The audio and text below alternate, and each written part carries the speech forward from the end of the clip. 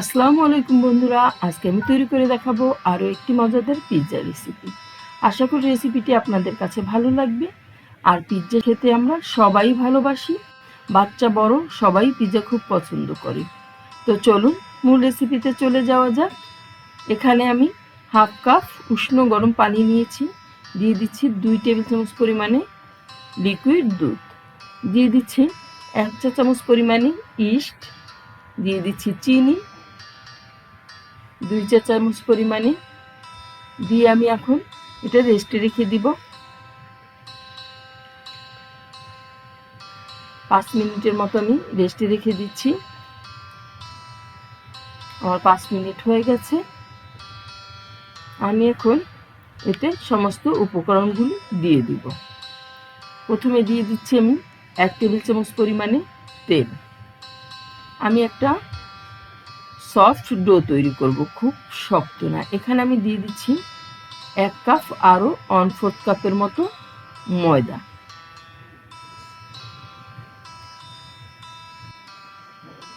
এখন আমি সব কিছু সুন্দরভাবে মাখিয়ে নিব। এখানে আমি লবণটা দেইনি, লবণটা আমি পরে দিয়ে দিব, কারণ লবণ আগে দিলে ইস্টে কাজ করে না। দেখুন আমি ভালোভাবে মাখিয়ে নিচ্ছি। আজকে আমি একটা সফট ডো তৈরি করছি। এই ডোটা দিয়ে আমি পিৎজাটা তৈরি করব। আমি এতে স্বাদ মতো লবণ দিচ্ছি, দিয়ে ভালোভাবে মথে নিতে হবে যেন লবণটা সব জায়গায় সুন্দরভাবে মিশে যায়। আমি ভালোভাবে মথে নিচ্ছি। আপনারা লবণটা চাইলে আরও একটু আগেও দিতে পারেন। দিয়ে আমি সুন্দরভাবে মেখে নিচ্ছি যেন লবণের স্বাদ সব জায়গায় লাগে। এখন আমি একটু তেল দিয়ে এটা 1 ঘন্টার জন্য রেস্টে রেখে দেব। সব জায়গায় আমি একটু তেল দিয়ে দিয়েছি যাতে ডোটা লেগে না আসে। দেখুন এখন আমি ঢেকে দেব, একটা র্যাপিং পেপার দিয়ে ঢেকে দিচ্ছি। ঢেকে 1 ঘন্টার জন্য আমি রেস্টে রেখে দিব। ঢাকা হয়ে গেছে।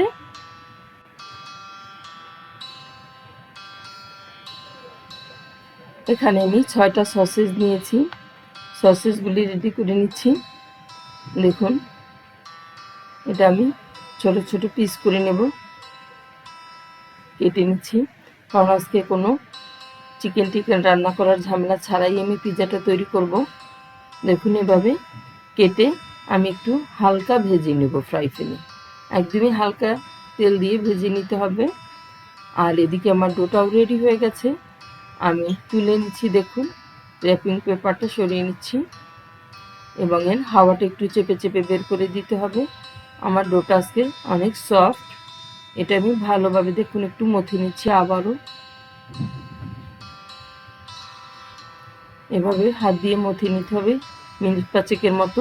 তারপর একটা বডির উপরে কিছুটা ময়দা ছড়িয়ে দিচ্ছি। ময়দা ছড়িয়ে আবারও একটু আমি মথে নিব। জাস্ট সুন্দর একটা গোল তৈরি করতে পারি যেন আমি ডোটা দিয়ে হাত দিয়ে এভাবে আমি একটা গোল তৈরি করে নিচ্ছি। গোলটা যতই ভালো হবে এর শেপটাও ভালো হবে। আর আপনারা যদি পারেন হাত দিয়েও চেপে চেপে রুটিটা তৈরি করে নিতে পারেন, কিন্তু আমি অত ভালো পারি না হাত দিয়ে। কিছুটা করে নিয়েছি, এবার আমি বেলে নিব। শেপটা অনেক সুন্দরভাবেই গোলটা তৈরি করে নেয়, কিন্তু আমি তো শেপ না, তাই এইভাবে সুন্দরভাবে তৈরি করতে পারি না। আমি বেলে নিয়েছি। রুটিটা অনেক বড় করতে হবে, পাতলা করে একটু বেলে নিয়েছি। দেখুন মোটামুটি আমার বেলা হয়ে গেছে। আমি একটা 12 ইঞ্চি সাইজের পিৎজার ট্রে নিয়েছি, এতে আমি তেল ব্রাশ করে দিচ্ছি, তার উপরে বসিয়ে দিচ্ছি পিৎজার ডোটা। দেখুন সুন্দরভাবে বসিয়ে দিতে হবে, দিয়ে সাইডে সসেজ দিয়ে দিচ্ছি। আমি ভিতর থেকে কেটে হাফ হাফ করে নিয়েছি। এখন সবগুলো বসিয়ে ফোল্ড করে দিব। দেখুন আমি কীভাবে ফোল্ড করে দিচ্ছি। এভাবে আমি সম্পূর্ণ ধারটা সসেজ দিয়ে ফোল্ড করে নিব। এতে সাইডটা সুন্দরভাবে ফুলে ফুলে থাকবে। আমার কাছে এটা দেখতে ভালো লাগে আর খেতেও ভালো লাগে। খাওয়ার সময় প্রতি কামড়েই সসেজ পড়ে। তো দেখুন আমার ফোল্ড করা হয়ে গেছে। এখন ধারগুলি আমি সুন্দরভাবে একটু চেপে আটকে দিচ্ছি যাতে বেরিয়ে না আসে বা খুলে না যায়। তার উপরে দিয়ে দিচ্ছি পিৎজা সস। সুন্দরভাবে পিৎজা সস ছড়িয়ে দিতে হবে। আমার চ্যানেলে পিৎজা সসের রেসিপি আছে, আপনারা চাইলে দেখে নিতে পারেন। আমি ডিসক্রিপশন বক্সে এর লিঙ্কটা দিয়ে দিব। দেখুন আমার সসটা ছড়ানো হয়ে গেছে। এখন আমি একটা কাঁটা চামচ দিয়ে একটু ছিদ্র করে নিচ্ছি যাতে এটা ফুলে না ওঠে ভিতর থেকে। সাইডটাও আমি ছিদ্র করে দিচ্ছি কারণ সাইডগুলিও যেন অনেক বেশি ফুলে না যায়। দেখুন এভাবে করে নিতে হবে। এখন এর উপরে আমি কিছুটা চিজ ছড়িয়ে দেব। আমি এখানে মজরেলা চিজ নিয়েছি, ছড়িয়ে দিচ্ছি। এভাবে সব জায়গায় দিয়ে দিতে হবে। তার উপরে দিয়ে দিচ্ছি আমি যে সসেসগুলি রেডি করে রেখেছিলাম, সবখানে সুন্দরভাবে ছড়িয়ে দিচ্ছি যেন প্রতি কামড়েই সসেস পড়ে। উপরে দিয়ে দিচ্ছি কিছুটা পেঁয়াজের রিং, দিয়ে দিচ্ছি কিছুটা সবুজ ক্যাপসিকাম, আপনারা চাইলে যে কোনো কালারেরই দিতে পারেন। দিয়ে দিচ্ছি কিছুটা অরিগানো, সব জায়গায় ছড়িয়ে দিতে হবে। আর অরিগানোটা বেশি দেওয়া যাবে না, তাহলে কিন্তু তেতো হয়ে যাবে। দেওয়া হয়ে গেছে। এবার দিয়ে দিচ্ছি চিলি ফ্লেক্স, ঝালটাও আপনারা আপনাদের পছন্দ মতো দিয়ে নেবেন। এভাবে সবখানে সুন্দর মতো ছড়িয়ে দিবেন। দেখুন আমি কিভাবে ছড়িয়ে দিচ্ছি, আমার দেয়া হয়ে গেছে। এর উপরে এখন আমি কিছুটা অলিভ দিয়ে দিচ্ছি, তার উপরে দিয়ে দিচ্ছি আবার মোজারেলা চিজ। এভাবে সব জায়গায় সুন্দরভাবে ছড়িয়ে দিতে হবে। দিয়ে দিচ্ছি কিছুটা অলিভ, তৈরি হয়ে গেল। এখন আমি এটা বেক করে নেব। আমি 190 ডিগ্রিতে এটা বেক করে নেব 15 মিনিটের মতো। 15 মিনিটে এটা রেডি হয়ে যাবে। দেখুন কত সুন্দরভাবে ফুলে উঠেছে এবং চিজও গলে আসছে। আমি একটু দেখে নিচ্ছি মধ্যে কেমন হয়েছে।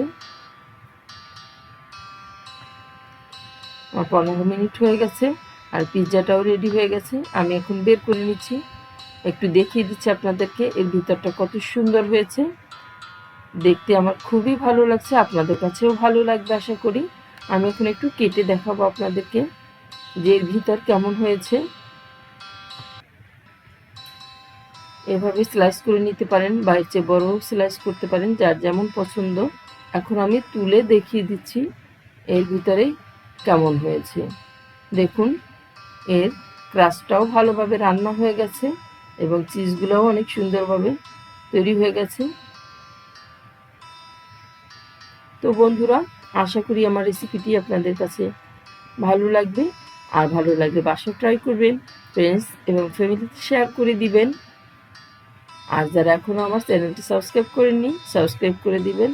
দেখুন আমি ভিতরটাও দেখিয়ে দিচ্ছি এর কেমন হয়েছে, ভিতরের কাজ দিয়ে একটু দেখিয়ে দিচ্ছি।